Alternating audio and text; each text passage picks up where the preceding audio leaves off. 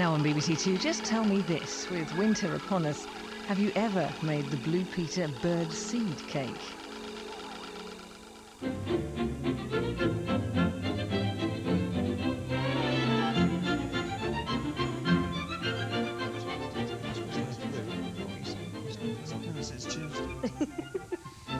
Hello. And welcome to I Love Blue Peter, a celebration of the longest-running children's television show in all its double-sided, sticky-back plastic, empty washing-up liquid bottle glory. Yes, it's 18 years since we were last together, sat sitting on this bench. I have to say, it's good to be back. Great also, Pete, to see you've still got your trademark suit. It's marvellous, isn't it? Always was very understated, wasn't it? But it was also the rage back in 1983. Really? I should have had it dry clean, though, as you can tell from the stench. I think you're right. Anyway, coming up tonight, I'll be making some terrible innuendos about big knockers. And in real showbiz tradition, I'll be breaking not a leg, but my pelvis, actually, by throwing myself out of an aeroplane at 25,000 feet with very little training. And I'll be showing you how to make a pornographic movie. Got a part for me? No, but you can be in it. But first, let's see what else is coming up. Then it's all just a little bit of history repeating. Whatever you do, don't drop this on your foot. I wonder if you can guess what this is. As long as you have a decent length to start with, well, then you can manage a good lay. Well, hello again. Hello, children. Brr, it's cold, isn't it? Last week, we showed you how to become a gynecologist. Right. Now, that's what kids of 1970 looked at. Right. This is what the kids of now look at.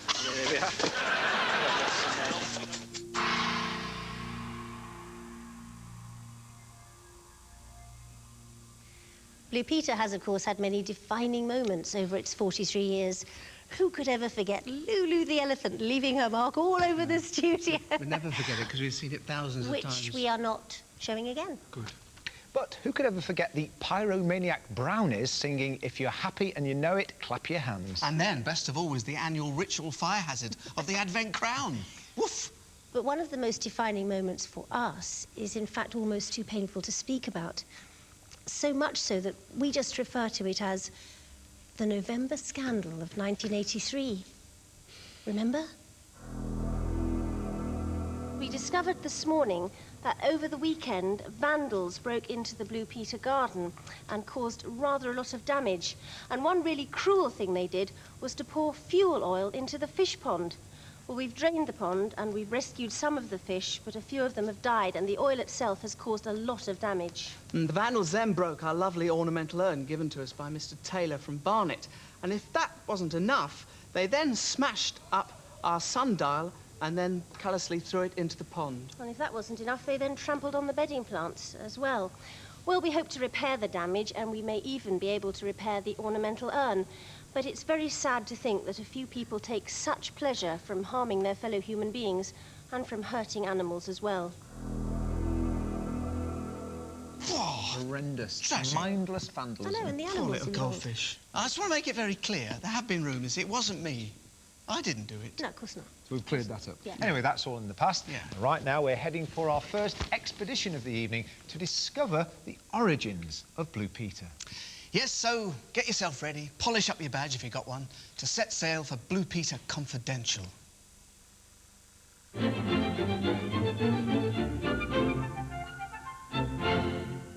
Hello. Welcome back. Now we're back together again. I think it's time that we quashed some of the rumours about Blue Peter. Well and truly quashed. And the first one is that I did not appear in a film of a dubious nature. It is a myth, completely.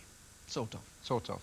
And I can categorically state that I did not nail Frida the tortoise to the box when I was hammering down the lid, ready for her hibernation. In fact, no tortoises were ever harmed during the making of the programme. I believe you, thousands wouldn't. It's over to Janet now, who is ready and prepared at the make table, where she's concocting a delicious birthday cake. Years of doing makes on Blue Peter has taught me how easy it is to make the most delicious things from the most simple ingredients. And these cakes really couldn't be easier. All you need is a phone, a credit card, and a telephone directory. then all you do is open the telephone directory at B for Baker and order your cake. And that's exactly what I did. So here's one that I ordered earlier. And of course, for a finishing touch, it's a great idea to personalise your cake with, say, pictures of your favourite Blue Peter presenters. And nobody would ever guess that you didn't make it yourself. Boys, do you want to have a slice of cake? Hey up, Janet. Any chance of a nibble, Janet? No, I'm so impressed by this system. You can use it for clothes, toys, Christmas decorations, hampers, wine. I'm so impressed by you, Janet. You make baking seem so easy, but for any fledgling Blue Peter presenter, the make table can be a recipe for disaster. Just have a look at this lot. I've lost the wheel. Oh, quick, give me the... See what would happen if you're in the middle of There you going are, hold that up. You put the wheel on, I'll jack it up. There you How's are. it looking? That's How's it looking? That's looking horrific. Absolutely horrific. I'm not doing very well at all, am I? Oh dear, look at the state of that. He's a life-size model of a businessman. Oh! I tossed most of it anyway. Put it back there. Stop it! That was pretty amazing, I can tell you. Why not go along to the cathedral and see if you can't have a look at the two knockers side by side? What a beautiful pair of knockers. Oh, you take the food away from a lion and he'll murder you. There you go, get it in quick. Oh. Imagine I'm on a boat. It's rocky. We get hit by a wave. Take it away from me. It's all yours. Help! And the life jacket hasn't inflated. This is what's called getting left and holding on to the cup of tea. However, if I were to go overboard like this, then hopefully it would. Run it, Johnny, run it. You eat the fish and chips. However, it hasn't, unfortunately, worked. But this is live television and these kind of things do happen. Racing. Whoa!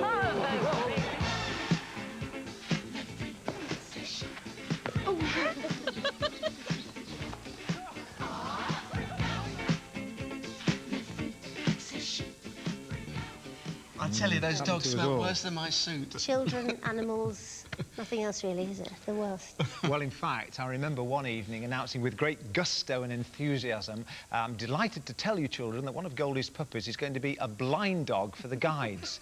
I hadn't realised what I'd said until I saw the cameraman's shoulders shaking. Well, we've all had laughs working on Blue Peter, but sometimes the laugh has been on us, as our next report confirms. It's Spoof Peter.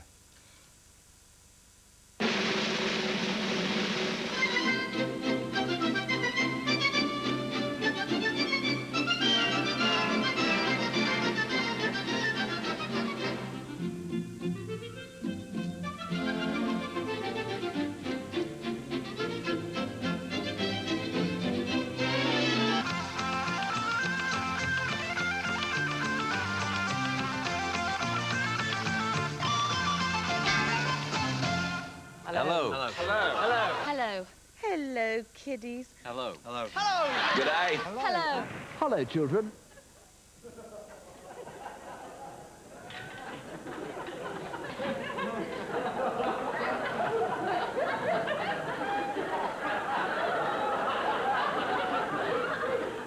Well, hello again. Expecting to see Fulham Power Station being destroyed. I'm afraid the work's been delayed, but we'll bring you the film as soon as we can.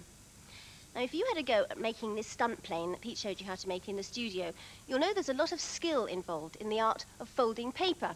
Now, the world's leading experts in origami are here in the studio today. And I'll just start here. And Mel's just starting. You can use absolutely any kind of any kind of paper for this. You can use an old Radio Times, for instance. This, which is Radio Times. Just any old bit of paper. And I'm just folding. You see, like this. Folding it again over. It's very, very simple. Very, very simple. It's an ancient Japanese art dating from centuries ago. Now, if I make a tear like this, and another tear like that. Now, you can do this on your own, but if there are two of you, then it probably will help. I'll get hold of it. Now, we just have a pull there. That's it. That's it. And you see, now there we have a very nice hat.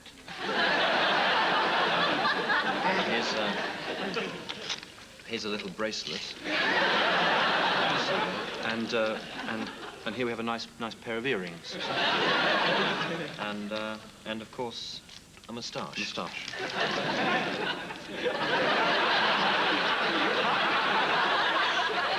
It's very clever, isn't it? I wish my fingers were as nimble as that. Now then, I can't think of a more appropriate day to tell you a wonderful piece of news about Tina. If you saw the newspapers this morning, you may well have heard the marvellous news that she's going to have a baby.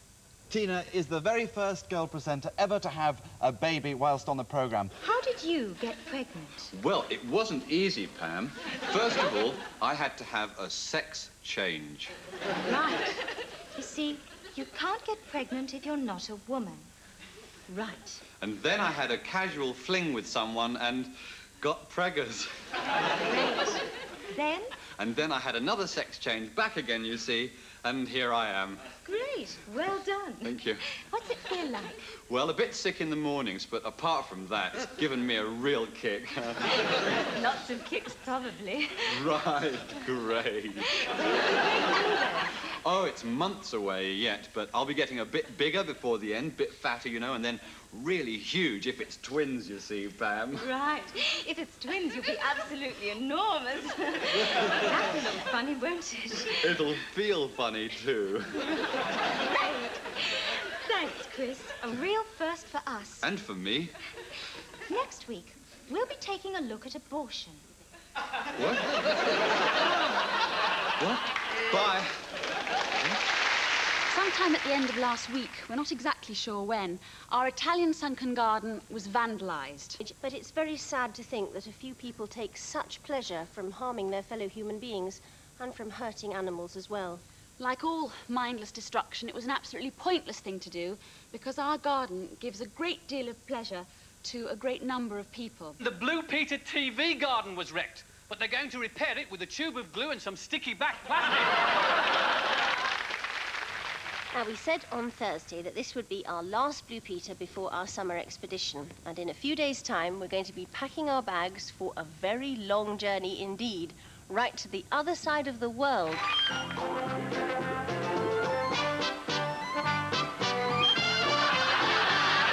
G'day, and welcome to Australian Blue Peter.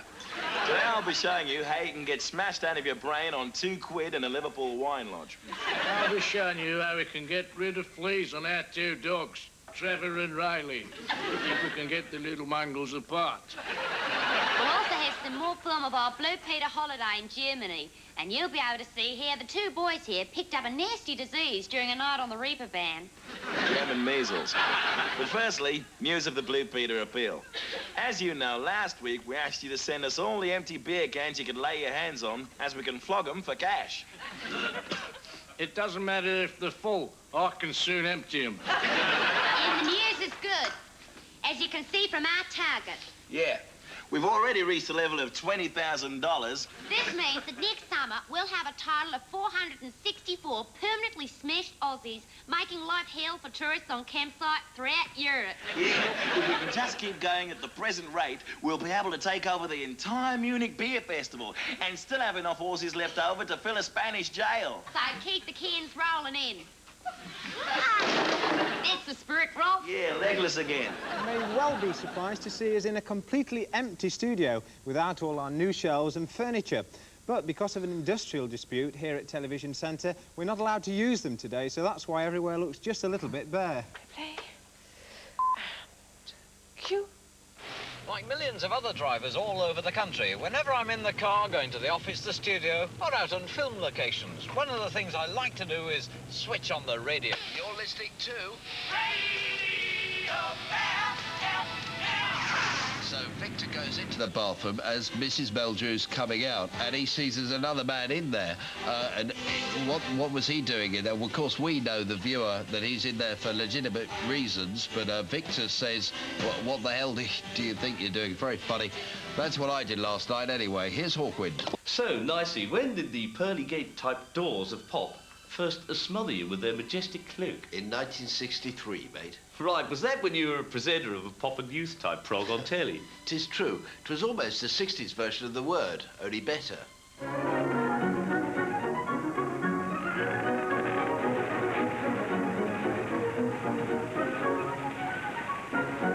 Hello, children. Brr, it's cold, isn't it?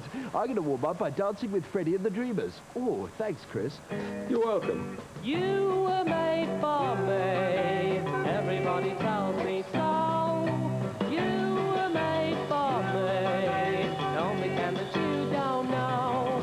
All the flowers in the field were made to please the beach. All the fish in some were made the rivers and the seas. La la la la la la la la la la la.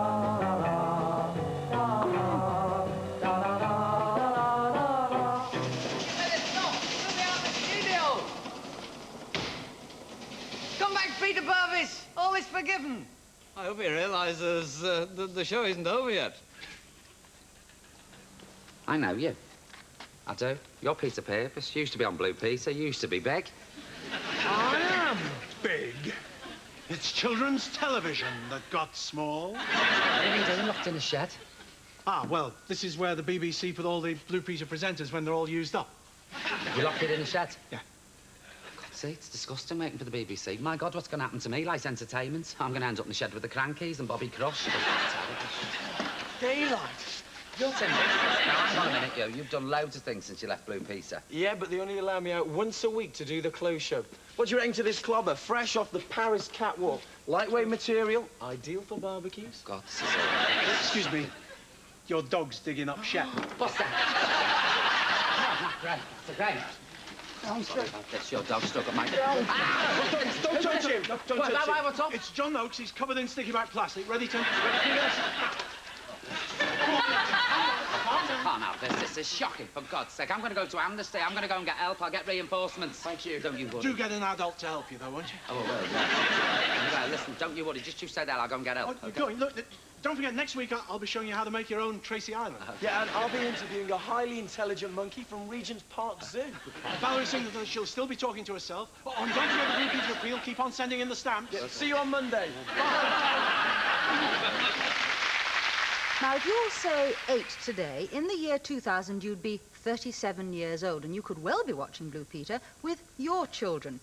Well, we're going to do something really special to look forward to that millennium, but we're not going to do it here in the studio. It's going to be done outside. In the year 2000, we do hope that Blue Peter will still be continuing. Val, John and I almost certainly won't be in it because we'll be far too old. So we thought we'd like to leave souvenirs of what we were like and of what the programme was like here in 1971. We're going to put into it all the stupid theories that are clearly just pish just now. For example, theories such as that leaks from nuclear reactors have caused leukemia. In it goes. That's official pish. We'll lock them up in there until the year 2000 and then have a laugh as we see whether we were all backward fools in 1997. Well, we've got a card here.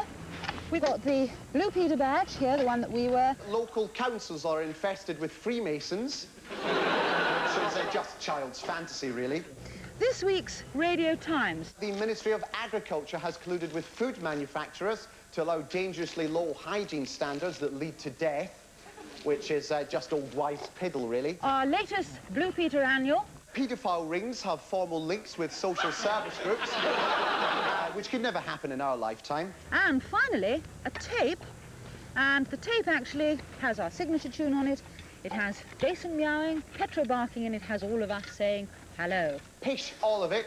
But come back in 3 years' time and maybe we'll all look back and have a laugh. There was a time when the world was changing, you know. Man had just landed on the moon, Kennedy had been shot, Vietnam, the sexual revolution. So Blue Peter thought, we'll bury a time capsule for archaeologists to find in millions of years, and we'll put relevant information in it. So they put a Blue Peter annual, a badge, a copy of the Radio Times, and 2 pictures of Valerie Singleton. God knows what archaeologists are going to think when they dig that up, because of some strange religious stuff. We are counting on you to write to the BBC and remind them that the box has got to be opened by the presenters and the editor of Blue Peter in the year 2000. Blue Peter Garden.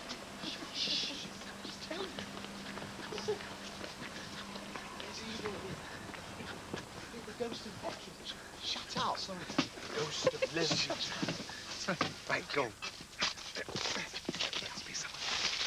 I've got them on my shoes. It's John Blue Peter time capsule. Not to be open before 2000. Oh, that's a shame. No, obviously my watch is fast. It's not right. Right. Oh, look. Hey. Oh, I remember this one. Look. Oh, I used to have that. Right, now that's what kids of 1970 looked at. Right. This is what the kids of now look at. There we are. Not to be opened until you're 18. Where's the fags? There. Fags. There's fags in the Is that everything? Okay. Now this is going to be opened on live television. Good as new. Run.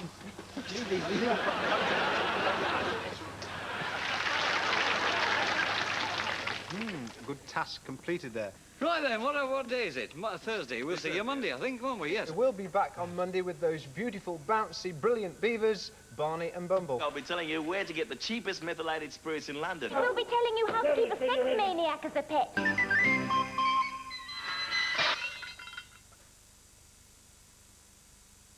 Classic. A laugh, good laugh. Well, it's been really good to be back. Thanks for having us, even if it was just for one night. I shall be taking off the suit and putting it back in the attic for at least another 10 years. Via the dry cleaners, I think. Hand wash. But right now, we're off to keep vigil on the Blue Peter garden.